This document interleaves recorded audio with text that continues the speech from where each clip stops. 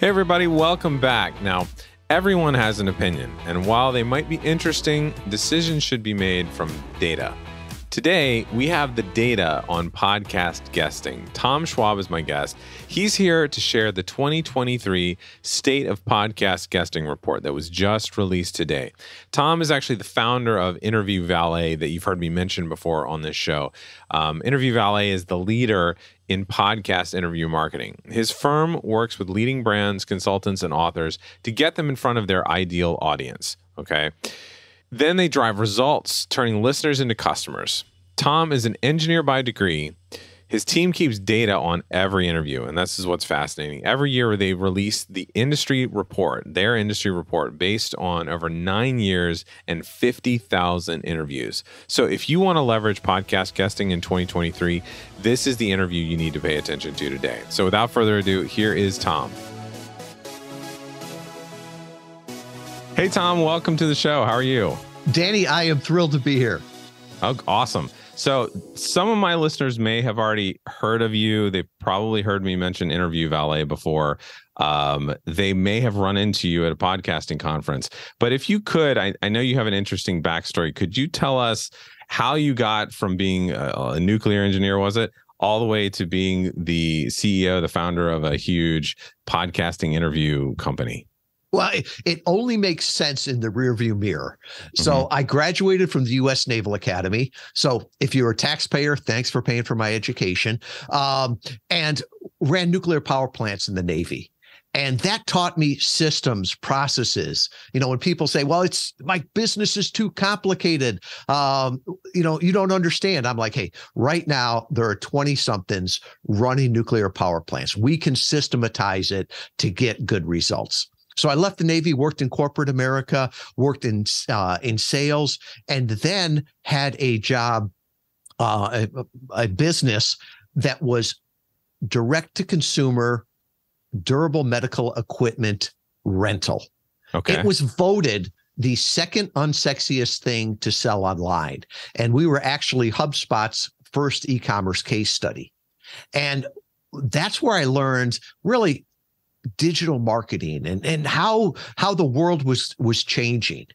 And one of the things that we saw was the best way to build up that business from a regional player to a national leader was using other people's platforms.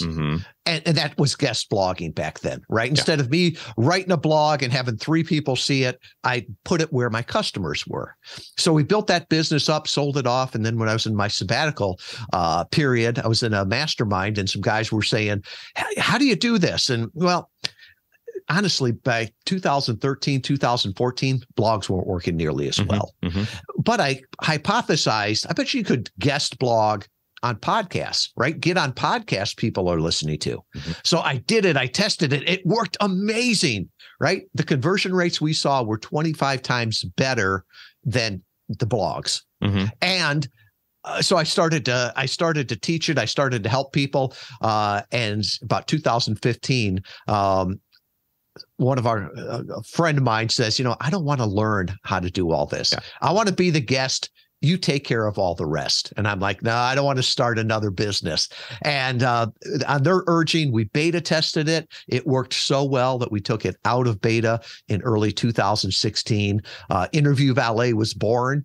We now have 30 team members in Europe and North America. Not everyone wants to listen to me or live with me in Kalamazoo, Michigan. And we serve nonfiction authors, high-level coaches, high-level consultants, emerging brands, really people that need to get out there and talk to their customers. It's a relationship sale. And they realize that their biggest problem is obscurity and that they need to tap in. They need to get that know, like, and trust. Because as one of our clients said, big fish don't swim through funnels. Whales don't click. It's going to take a conversation. Yeah. And I'm glad you brought up some of those examples because I think that's what we all love about podcasting is that anyone can do it. I mean, in the last few months, we've had new clients come on. One is a grape growing expert for vineyards. He's a vineyard consultant and started a podcast. And we have another client who builds cell phone towers. his company builds cell phone towers, and he's trying to reach out to the industry to advocate for the workers and things like that. And one of the comments you made about blogging made me think of one of our other clients, Ernie, the attorney. Ernie was, I've brought him up as an example before on the show. And so the listeners right now are probably saying, oh yeah, we remember this story. But Ernie was one of the original law bloggers. He was one of the lawyers, like he was number 4, I think. And he didn't start podcasting until about 5 or 6 years ago with us. And he's told me many times now, he's like, man, I wish I'd started a podcast in 2004 instead of a blog, because I've had more conversions, more people connect with me through this podcast than I ever did with my blog. And it just has converted well. So I want to get into that, and I want to get back to some of the things you said about digital marketing and using other people's platforms, because that's something that my listeners will recognize. But I want to learn, you've been, like you said, 2015, you've been doing this longer, even as a guest, going on podcasts. What have you learned over that period of almost a decade now? What is amazing about being a guest on podcasts? I think I saw in your bio something like 50,000 podcast interviews either you've done or have been a part of. What have you learned? Yeah, Interview Valet has helped over 50,000 interviews placed. Now, all those weren't mine. I'm at about 1,000 over the years. But one of the things that I've really seen is podcasting emerge. So if Ernie said I should have started in 2004, I'm like, no, that's going to a party before the party even starts. He would have been coding the RSS feed himself in 2004. And he would have had one listener when he listened to it himself. Early on when we brought it up, people would say, well, what's a podcast? And then right around 2019, it had exploded, right? And everybody knew what a podcast was. And even now, some people will say, well, everyone should have a podcast. Now, everybody can do a podcast. Everybody can be a podcast guest. But I think one of the things we've learned is you have to start out with why. Why are you doing it? Is there a business reason behind it? Is there something you're bringing to the audience? And one of the things that we've seen both from the guest side and the host side is that it's really easy to start, right? It's fun, but most guests and hosts, without a system, without the help, without a strategy, they're all they're seeing is work. They're not seeing the results with it. And they burn out really quickly with that. And even sometimes we'll have people say, well, should I be a host or a guest? I'm like, well, it's not an either or, right? It's like Uber. Should I be a guest, or should I be a driver or a passenger? Well, it depends what your goals are, right? So if your goal is to nurture your current leads, nurture your current customers, have a podcast, have your own podcast, right? If you're out there looking to get new backlinks, new exposure, new leads, well, then you got to go on somebody else's stage for that. And really over the last 9 years, we've learned how to take it from podcast guesting, which is just appearing, to podcast interview marketing, which is really a marketing channel. I'm glad you shared that, because that's a question that I get a lot.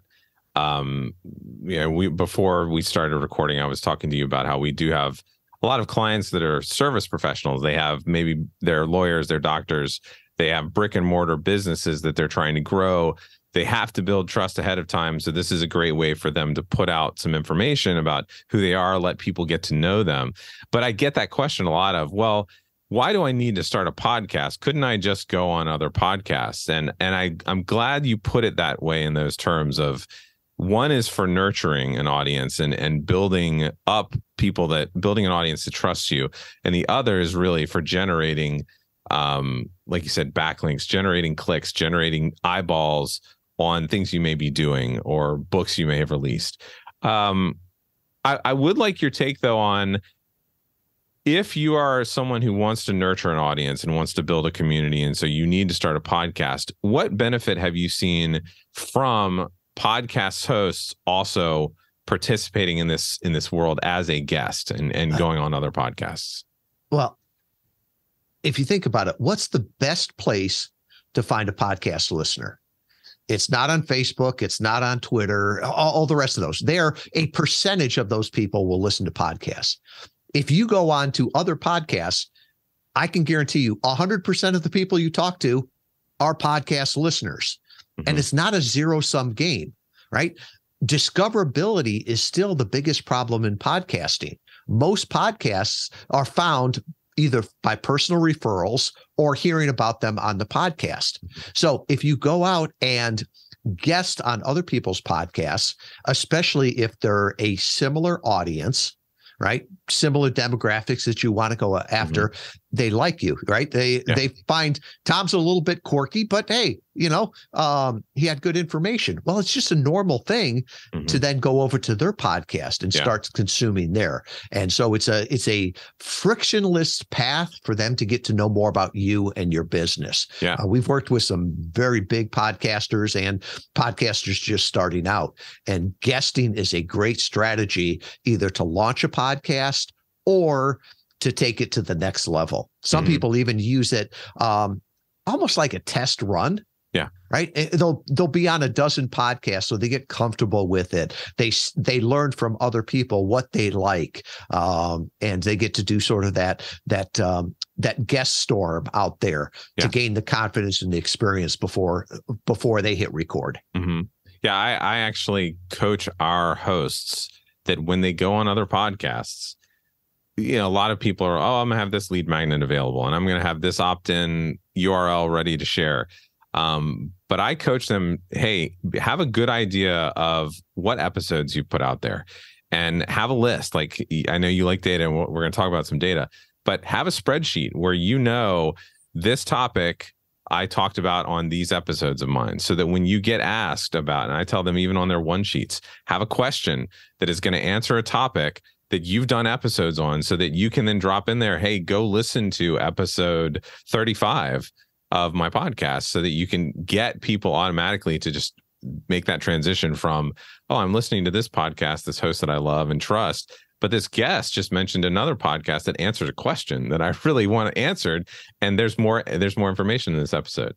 But I brought you on today because Interview Valet has just released their latest report, your latest report on the state of podcast guesting. And you guys, I know data has been really important to you. You've released other reports like this in the past. And so I want to hear from you a little bit about what you've learned from this most recent data. What is it like for guests? What is their experience like? What do people need to be prepared for if they're going to be a podcast guest? Yeah. And you're so right, because if you don't have data, in God we trust, everyone else bring data. You're not podcast guesting, you're just podcast guessing. So over the last, 8 years, we've been having this database, and once or twice a year, we open it up and say, this is what our data is showing. We're asking people, what's your data showing? And I haven't seen other data. So this is sort of the definitive one. Like, one of the common questions is, well, what's the best platform to use for recording a podcast? I don't know what best is, right? I can't tell you what best is, but I can tell you what is most common, right? Right now, 70% of podcasts are done over Zoom. Zoom, a couple of years ago, before the pandemic, it was Skype. Skype isn't even in the top 10 anymore. Phone used to be one, right? So right now it's basically Zoom and then platforms that do local recording. So Riverside, Squadcast, Zencaster, all great platforms, but basically a podcast is Zoom. The other thing too is that, people say, well, a podcast is audio only. Pre-COVID, I would have agreed with you on there. Less than 10% of pre-COVID would they grab the video.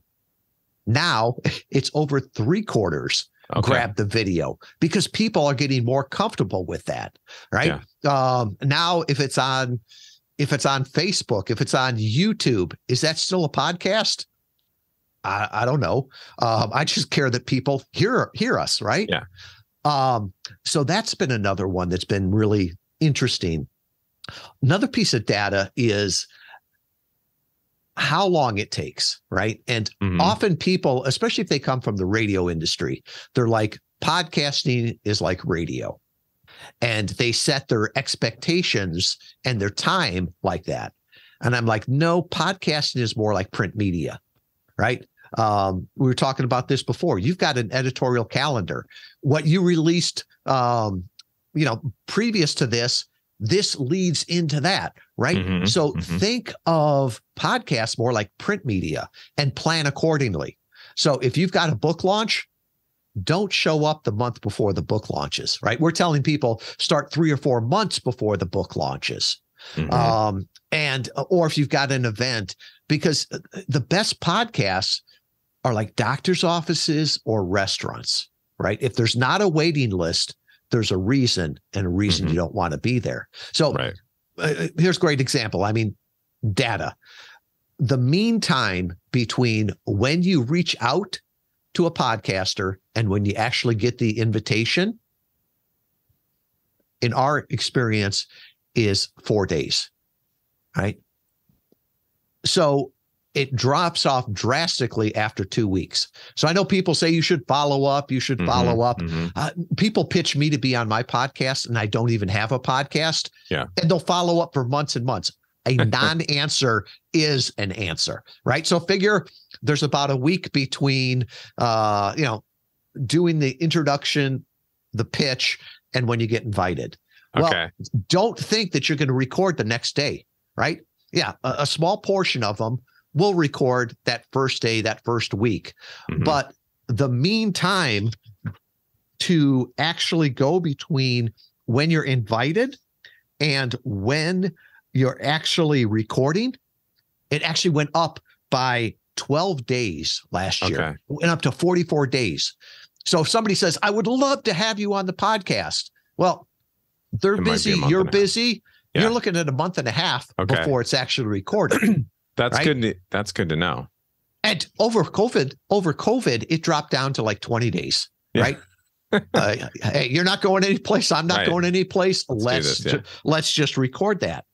But then the question is how long between recording and going live, Mm-hmm. right? Right now, the mean is 35 days. Okay. So about another month, right? During COVID, hey, we can record next week, but I've got 2 months of backlog in there. Yeah. Yeah. So that's one of those things that we tell our clients that, on average, figure about a month between between the invitation and the recording, Mm-hmm. and the recording and going live.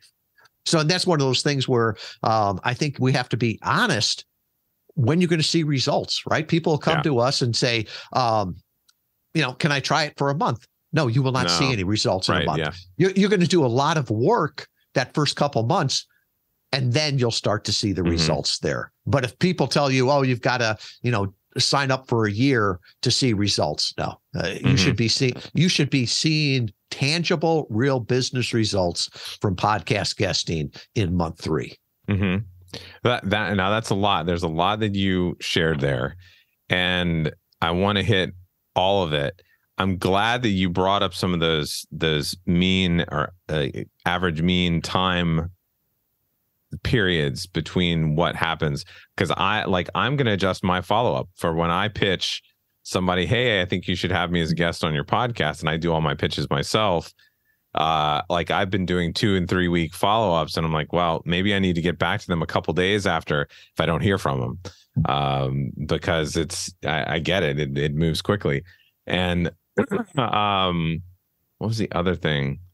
I want to get back to that information about video. I'm glad you talked about Zoom and share that, because that's still one of those things where when we launch a podcast, I say to our clients, hey, here's how to use Riverside. Here's how to use Squadcast.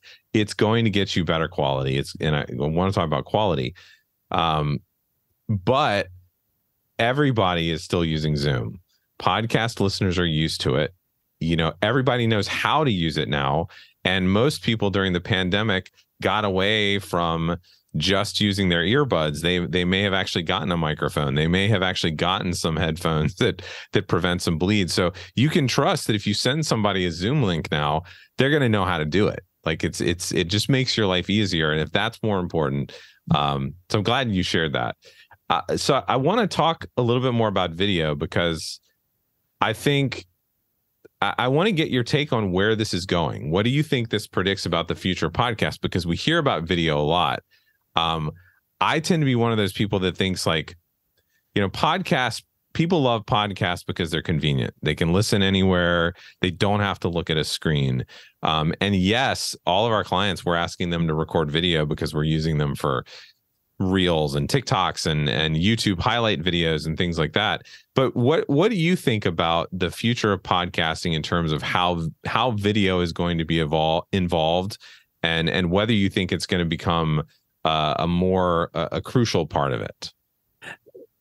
You make great points there. I think the economics of video editing are so much more expensive than audio editing. And if you look at the people that are putting up their shows on YouTube, I mean, YouTube, you can see every view they've gotten. The juice for the squeeze just doesn't seem like it's there yet. And so I would have a hard time saying, oh, yes, it's got to be video. And now the other thing, too, it could be my age, right? The older you get, the less likely you are to watch the videos, right? The older it is, it's like the more audio, and there's all kinds of reasons that could be. But I think if you're having a conversation, it doesn't cost anything more to grab the video too. So why wouldn't you get that for the social media, for clips? Who knows? If you ever want to launch video, if video takes off and, next year see self-driving cars and we all would rather watch video, well, at least you have that there. Right. And I think that's important. I think when you talk about the future, one of the things that scares me about the future, and I don't have any data about this other than my feeling, so we'll play this back in a year, but I think audio and video is going to be more powerful content in the future, right? Now that we've got Chat GPT and I can write a blog in 2 seconds. Well, so can everybody else. So all of that content with blogs, with articles, will that just get saturated? Well, I wonder, hey, is this really Danny that wrote this blog, or is it, is it AI? Whereas if I'm watching a video, I know it's you. If I'm listening to an audio, I know it's you. Right. And so I think there's that perception. I don't know how long that'll last before we'll have our avatars here talking for us. I know. But in the meantime, I'll keep saying, and it'll prove that it's a human. Yeah, I don't know how much you've played with tools like Descript and some of the voice print overdub stuff that you can do there. Like it'll get to the point where I could actually type out my podcast episode and have it sort of sound like me, but I think that's a little further off. I'm glad to hear you talk about that element of it, about the human element, because I think the human element, the connection, the reason that podcasting works has been that sort of primal instinct that we have to communicate by talking to each other. That it will get harder. And I'll give people just a look behind the curtain a little bit. My operations manager and I were actually talking about this morning. One of the services that we provide for clients is, and I encourage them to even live stream their recordings of their episodes, live stream their interviews, live stream if the guest agrees, and live stream their solo recordings, simply because, well, then you're recording video, you have the element of a live audience there potentially. Maybe you have a few comments come in, you can answer some questions, you can make that connection, you can feed the algorithms on those platforms. But then you've got the video and you can cut it up and you can repurpose things in all sorts of different ways. So I like to see people do the live streaming, but the point you made about the AI and the chat, my operations manager and I were having a discussion about a service that we provide for our clients, which is repurposing their episodes. We write a blog. So not just show notes, we write a blog. And then once a quarter for some types of the packages we offer, we pull those blogs together and create 3,000 to 5,000 word SEO rich pillar pages on people's sites to use their podcast content as real SEO boosts on their site. And we use tools already Quillbot, things like that, where we can just throw a paragraph in and it paraphrases the paragraph into different words. So it's unique content now in Google's eyes. And we're already doing that. Like my Emerald City Productions website, half of the frequently asked questions that are at the bottom of each page are paraphrased or rephrased versions of things from other pages on the site that we've just brought there, but we've now made it new. It's absolutely brand spanking new in terms of how Google treats it, but you can't do that on a podcast episode. So I'm really glad that you pointed that out to people, is that a podcast, a video are still going to be the way that people can connect with you. There was a lot of data that you shared there. Was there, maybe besides the video, was there any data that is really surprising to you? And something that you didn't expect to happen? One of the things that continues to amaze me, and the data, I remember a professor told me one time that figures never lie, but liars often figure, right? Mm-hmm. How many podcasts are there? Right. I guess it depends who's selling it and what the data is supposed to be. Right. I've seen numbers anywhere from 2.9 million up to 5 million. Right. Mm-hmm. And it depends where you go there. The database that we have used year after year, because I've found the data to be the best. Raphonic is telling us that right now there's 2.7 million podcasts. Mm-hmm. Right. All right. Still not nearly as many blogs as out there. Yeah. And that only grew a few percent last year. Mm-hmm. Right. And we saw a huge run up in COVID, right? Mm-hmm. When you had nothing else to do, let's so starts a podcast. But with that 2.7 million podcasts, the ones that are active, right, that have published in the last 30 days, there's 380,000 of them. Yeah. And you think about it, that's not a lot of podcasts, right? Mm-hmm. And the other thing about, figures never lie, but liars often figure. If you say where you are of all podcasts, well, 86% of podcasts are dead. Yeah. Right.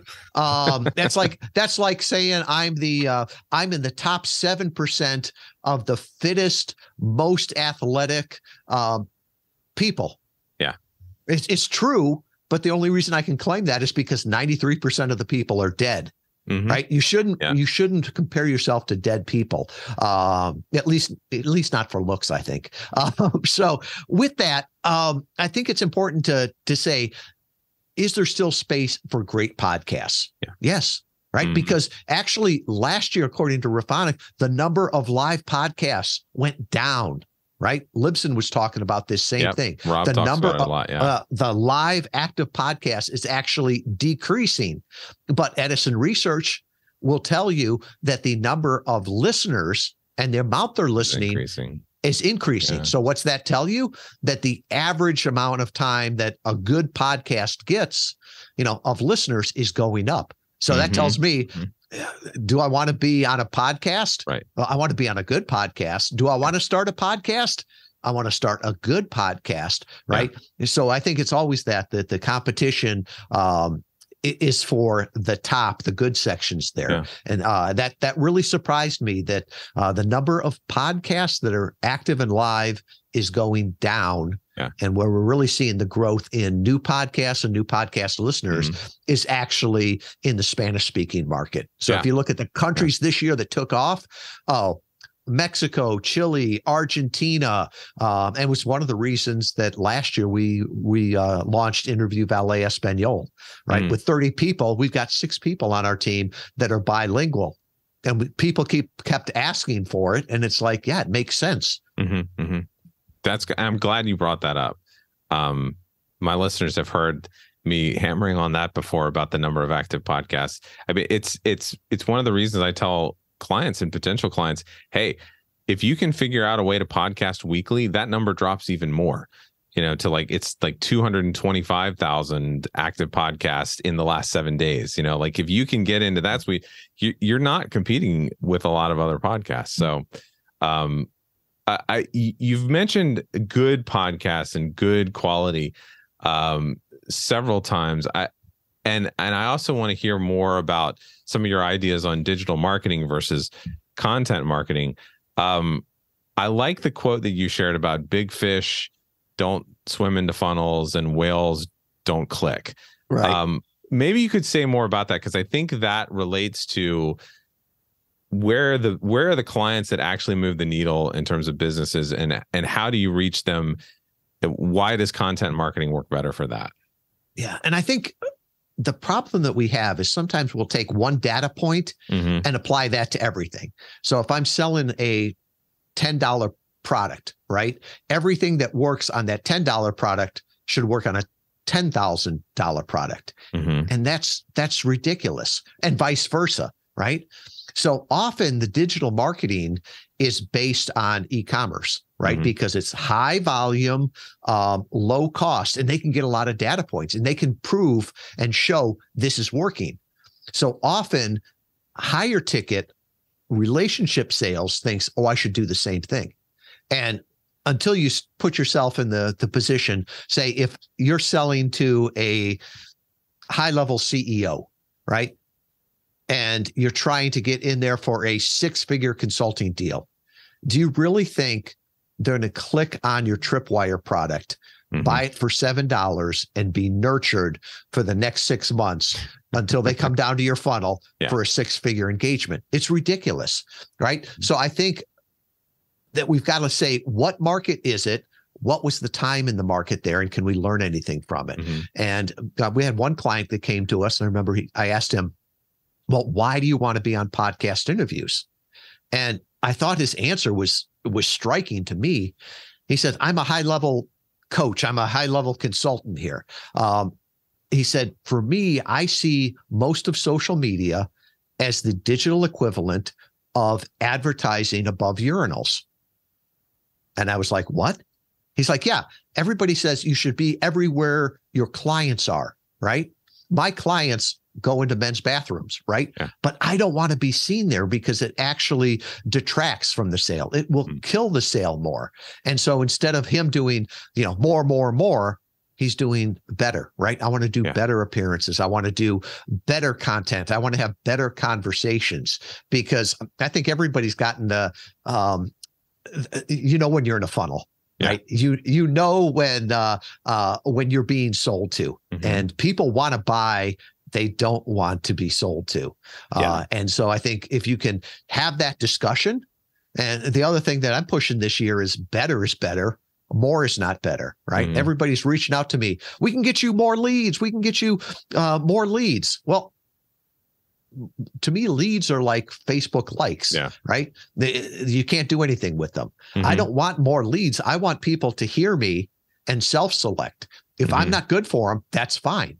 But if I am, then they come as hot leads. I don't want more sales, right? There's the old joke in Michigan from the car companies. We're losing money on each car, but we'll make it up in volume, right? Sales doesn't solve all problems, right? Great sales, ideal sales that are profitable, that bring you referral customers, that bring you more lifetime value. Those are the things. And I think if we can focus on that conversation, as opposed, and the strategy behind that conversation, as opposed to just all the digital little tools, right? This little hack, that little hack. I can email now a billion people. Well, so can everyone else. And those billion people don't want to hear you, right? So why don't you have a meaningful conversation with your ideal customers? And I think that's really what podcasting does. And I think if you look at where digital marketing is going, it's more account-based marketing. It's very focused, even content, right? There's that old thing, content is king. Yeah, but context is God, right? You've got to make sure that what you're showing them is spot on. Like the example you used before, just don't tell them, hey, come back and listen to my podcast. That's like, come back and sign up for my newsletter, right? No, come back, check out episode 127. We talk exactly about this. Or we've got a lot of clients that will use their interviews, like you were talking about a lawyer, right? If a lawyer was on a podcast and, he's talking to somebody that's in the aerospace industry, well, he will take that interview that he did in the aerospace industry and he'll use that for clients that are in the aerospace industry, right? So it's more context there. It takes more strategy and it's definitely more beneficial and more productive. Awesome. And I think that's like the perfect point to end on. I'm going to keep that urinal quote in my mind forever now. Urinals are like advertising over urinals. It's like the digital social media. But I want to get back to why I had you on today. How can people find out more about Interview Valet, and specifically on how can they get the 2023 State of Podcast guesting report that you guys released today? Well, my team knows that every time I do a talk to them, I've got a graph. I can't show the graphs on a podcast interview, but if you want the complete report with all the graphs, the numbers, the trends, how it's changed, where podcast guesting has been and where it's going, just come back to interviewvalet.com/Danny. And everything we talk about, I'll put there. I'll put all my social media. So if you want to connect with me, I always put a free copy of my book there, Podcast Guest Profits, How to Grow Your Business with the Targeted Interview Strategy. Podcasting's a powerful tool, right? Whether or not you're a guest or a host, what you say can change people's lives. So I always encourage people, stay strong, because the world needs to hear you now more than ever. Awesome, Tom. I appreciate you being with me today. Thank you, Danny.